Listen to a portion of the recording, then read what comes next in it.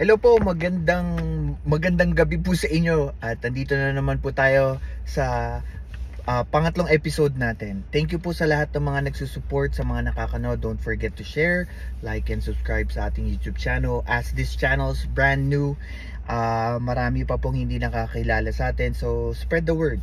Today, pag-uusapan natin, isa sa mga maiinit na issue na nangyari po kahapon, na pinili ko muna po itong pag-usapan dahil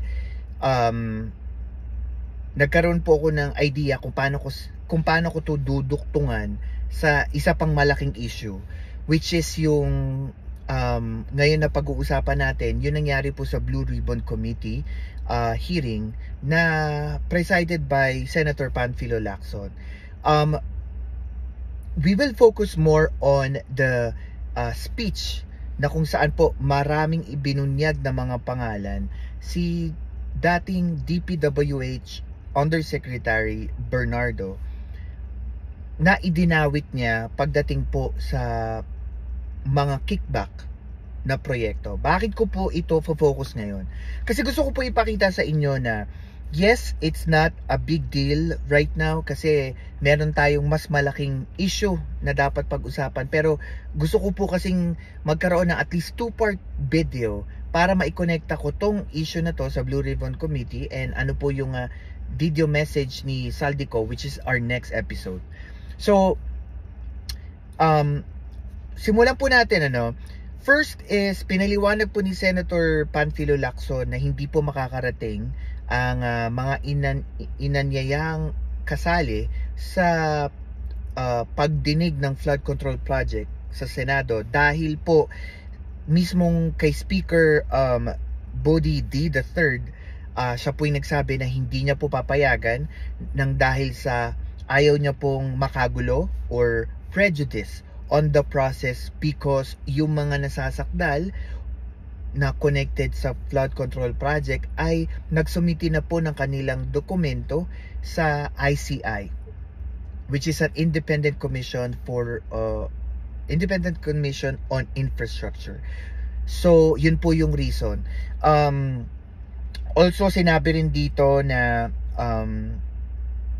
kay Saldico, sinabi din po, nagpaliwanag ang lawyer kay Senator Lacson na hindi makaka-attend dahil daw po nagpapagamot dito sa Amerika. So yun po yung mga key elements na ipinaliwanag from the start of the procedure. Dako tayo doon sa speech ni Undersecretary Bernardo.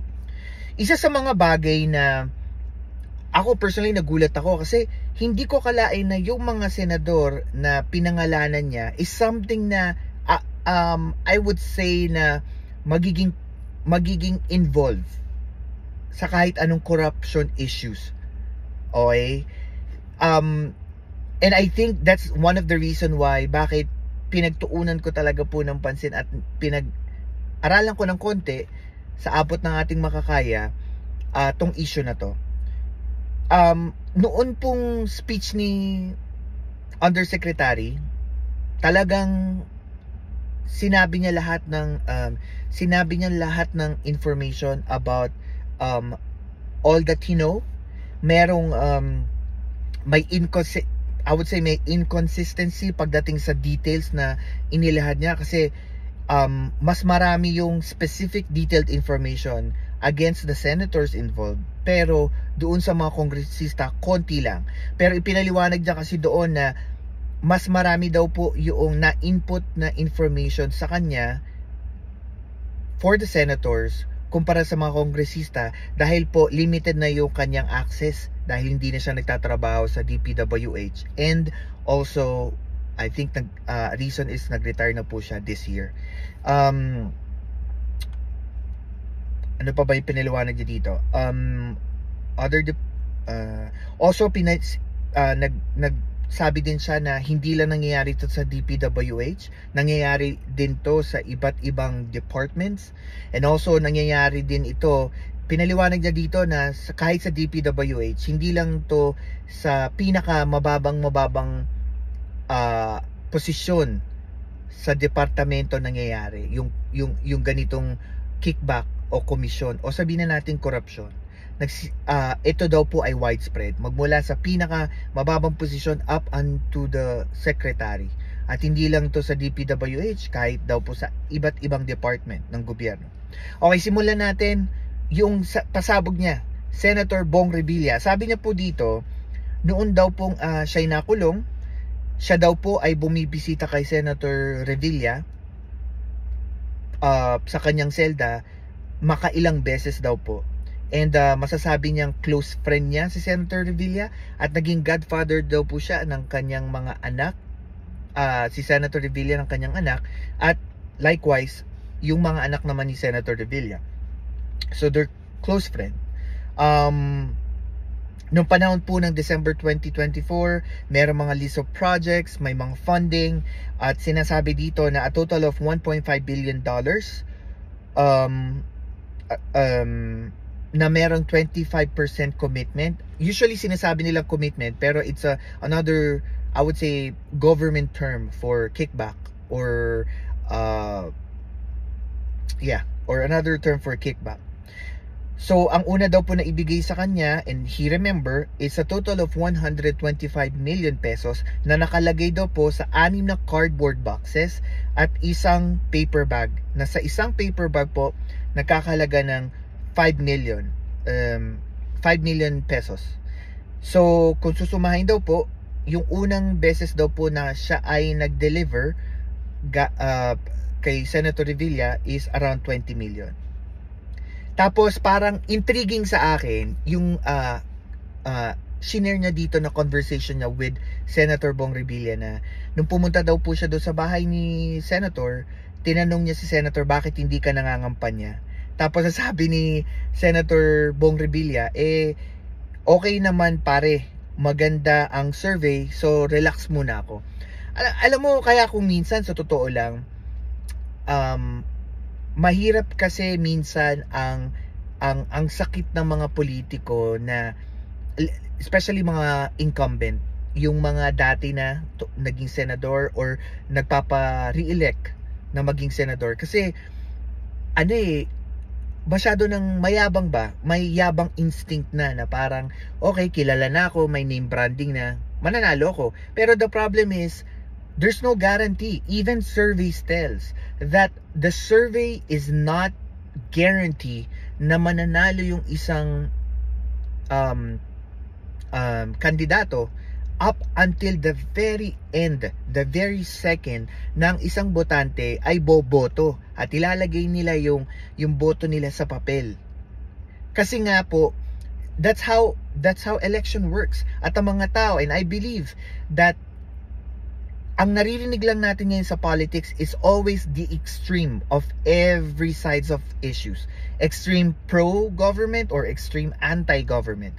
But one of the things that we need to understand, and most of the time na hindi nakaka-capture ng survey, or hindi natin nakikita sa social media, or hindi natin nakikita nagpo-post sa social media about their politics, is yung tinatawag nating independent, o yung mga centrist na mga botante.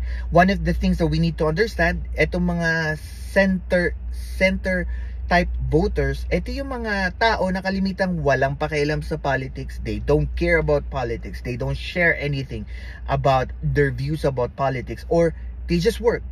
They're probably a 9-to-5 job employee na ang gusto lang nila to survive if they have family, to survive with their family.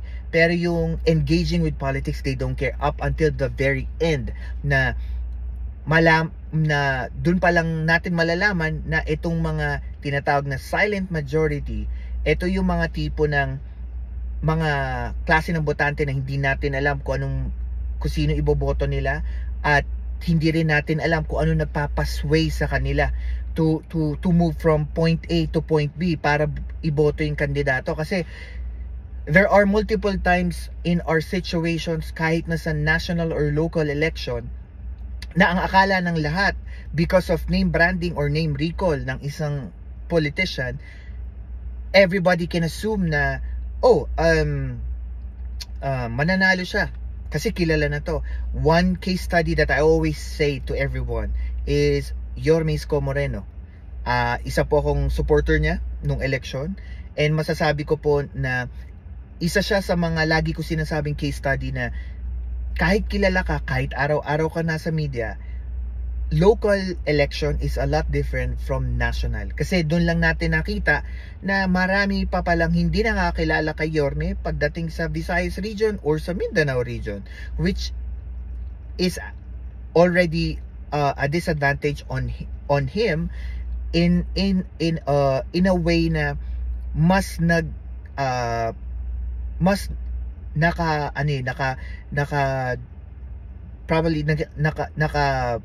naging disadvantage for him to get more acquainted sa mga botanteng hindi siya nakikilala. Kasi hindi mo naman kayang ikutin ng buong Pilipinas sa halalan. Siyempre, how many days are given para sa isang election para mangampanya ka, and then after that you cannot do anything. So nahirapan sila politically, and also yung makinarya din, kasi hindi biro pag hindi ka kilala And then yun, and then sunod na senator, sinabi niya rin na about kay Senator Nancy Binay, ang contact niya po dito is yung staff ni Senator Nancy Binay, si Carlene Yap Villa. So ang total project na pinag-usapan, it's around 1.882 billion pesos sa project noong 2022, and then 2.5 billion pesos noong 2024, last year. And ang ina-expect daw po na commitment or kickback is around 12 to 15%. Tapos ang expected na, I think, na ibigay is somewhere around 500 billion pesos. At parang na-confirm ito from Secretary Bonoan, yung dating DPWH secretary. So isa din na parang pinunto niya rito na I think nung dinala ata to ng isa sa mga aide ni Undersecretary at that time, nag-confirm, and parang ang nag-confirm is si Sir or si Boss ata, and then yung pala is yung asawa ni Senator Nancy Binay. Tapos parang sinabi niya na hindi ka makakalimutan ng Makati. Yun yung isang bagay na kung iisipin mo bilang botante, especially malapit na may susunod na election, maiisip mo na matindi talaga yung utang na loob pagdating sa ng mga politiko sa isa't isa at sa gobyerno na rin kapag dating ng ang pera ang pinag-uusapan. And we're not saying na we're not saying all of these are true. Still, these are all allegations kasi hindi pa naman nasa sa korte itong issue na to, at hindi pa naman po nagkakaroon ng court ruling about dito. Pero makikita nyo po yung talagang matinding korupsyon pagdating sa mga senador, sa mga politiko, o kahit sino man po na nasa public office, 'di ba? Kasi hindi ko akalain, ako personally narinig ko si Senator Nancy Binay kasi po nung last na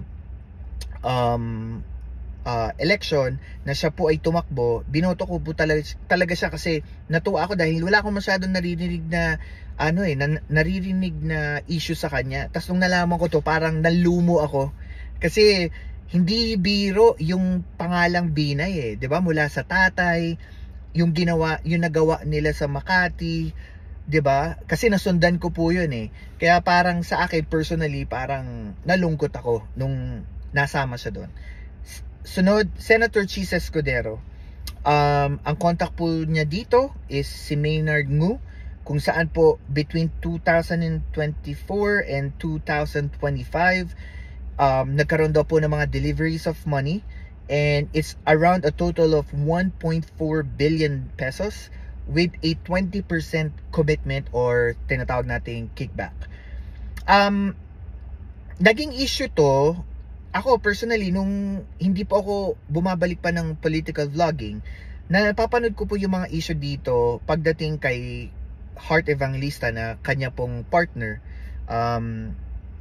Kasi nga po yung mga sinusuot na branded at saka yung lavish lifestyle niya sa ibang bansa, parang doon po nako-connect na parang may katiwalian o korupsyon pagdating kay Chis Escudero. Kaya po nung narinig ko to, parang I would say it's normal, hindi na bago kung masangkot siya dito. Especially I would say dahil open na sa public na may possibility na maging corrupt siya. Kaya for me parang okay. Kasi para sa akin po, kapag ang isang politiko na ilabas na sa public na parang may bahid siya ng corruption, sa akin, ang kasunod kasi na thinking ko, ang gusto ko, okay, paano mo mapapatunayan, at kung mapatunayan mo, mapapakulong mo ba? Ganun yung thinking ko eh. Kaya yung pagdating kay Cheese, parang, okay, what's next? Parang ganun. Sunod, Senator Jinggoy Estrada. Hindi ako nagulat nung narinig ko yung kay Senator Jinggoy Estrada. I think it's more of like accepting the fact na sa tatay niya, sa nangyari sa tatay niya, yung Jose Velarde case na still kahit I remember high school pa lang ako nung nangyari yun, still fresh pa rin sa isip ko yung sa issue ng tatay niya. Tapos syempre siya parang sa akin normal na lang.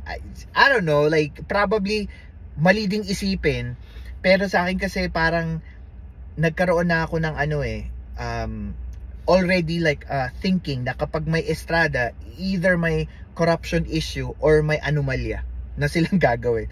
So sa kanya, there's a 25% commitment under a 213 million pesos na a total of projects. Tapos meron pang additional na parang may kulang na hindi na ibigay kay Senator Jinggoy, and then parang pinunto niya na yung kulang hinihingi niya yun sa DPWH kasi daw po marami siyang tutulungan on the election side. I know this is alleged, pero nakakalungkot kasi yung pinaglalaro ang pera dito, kung ito'y totoo is that pera ng tao pera ng bayan, hindi naman nila pera.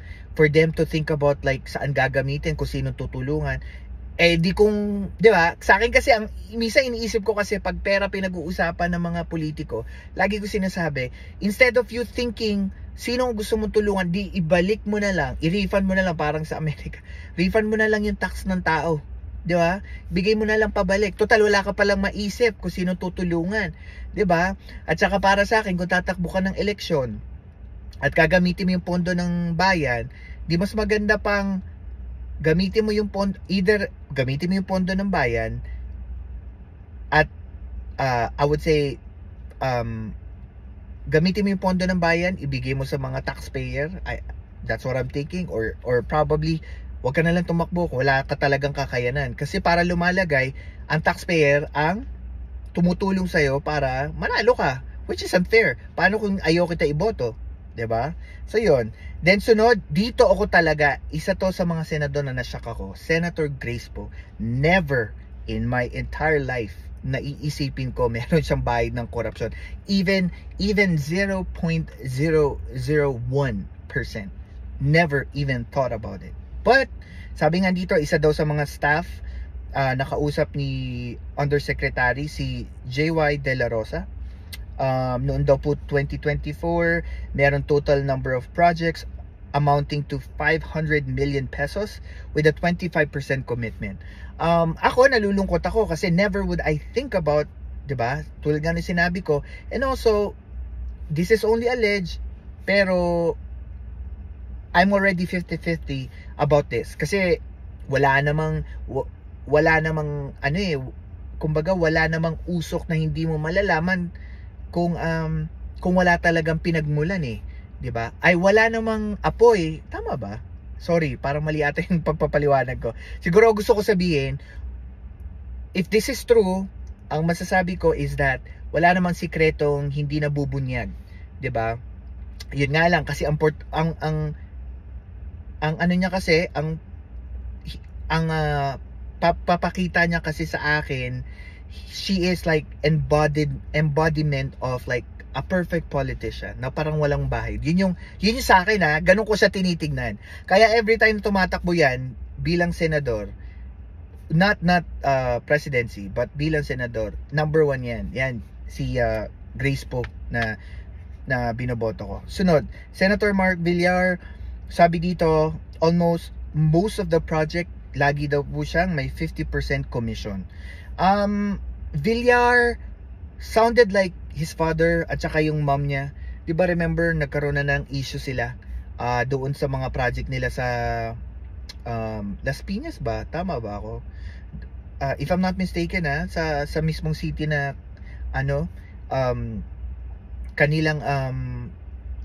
kanilang ginogovern. I think there's a lot of issues, a lot of parang cases na ibinato sa kanila. So sa akin hindi ako nagulat. This is something na parang it's normal. So paano mo papatunayan, kind of. So it's not a big deal.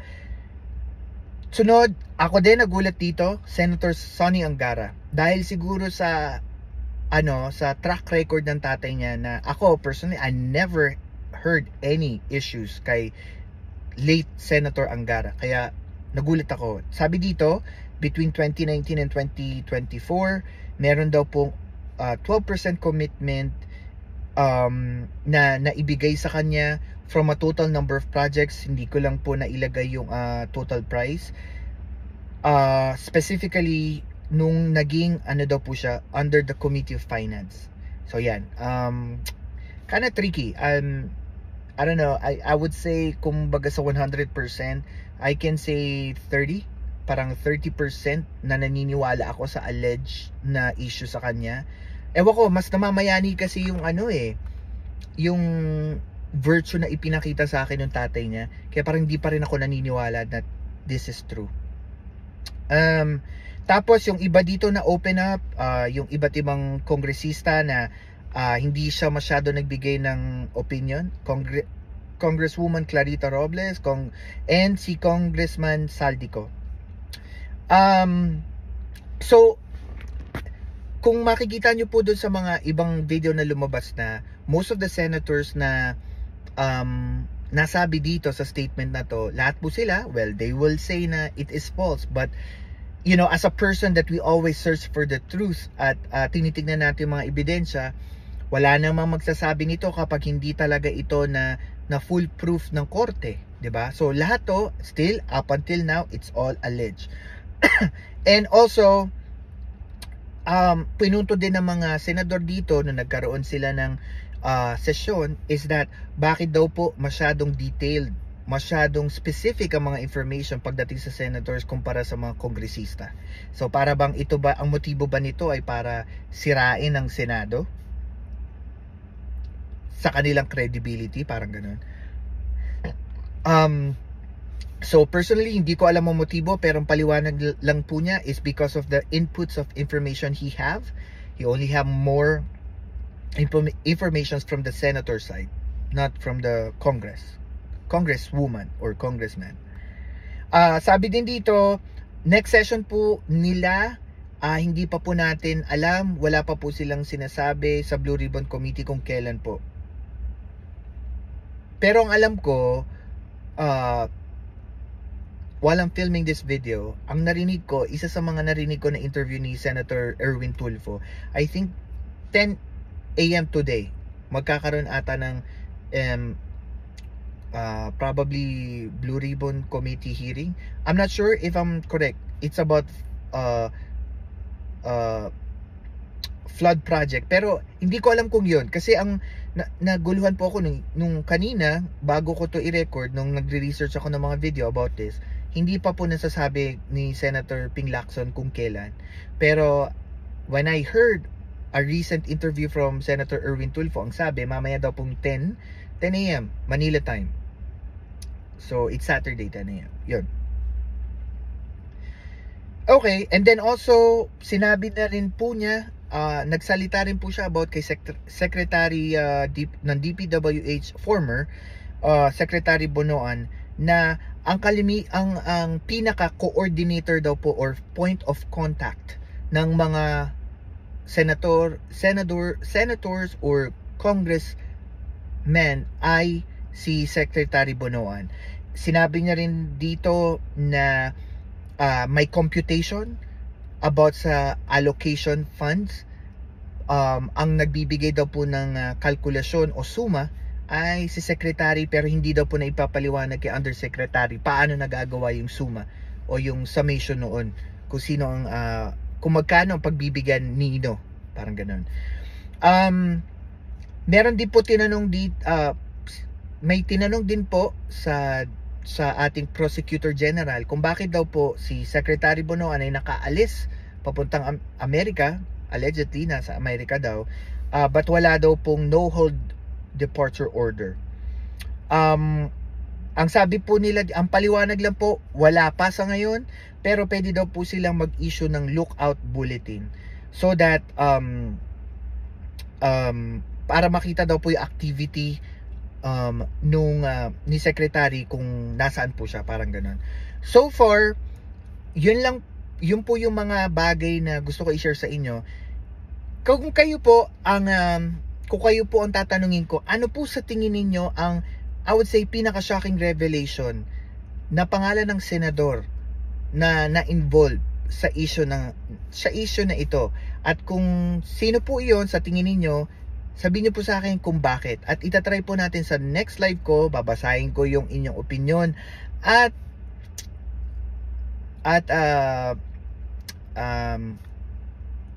ilalagay po natin yan sa video. Ayun, so maraming salamat po, and again, don't forget to share, like, and subscribe to our YouTube channel. Thank you!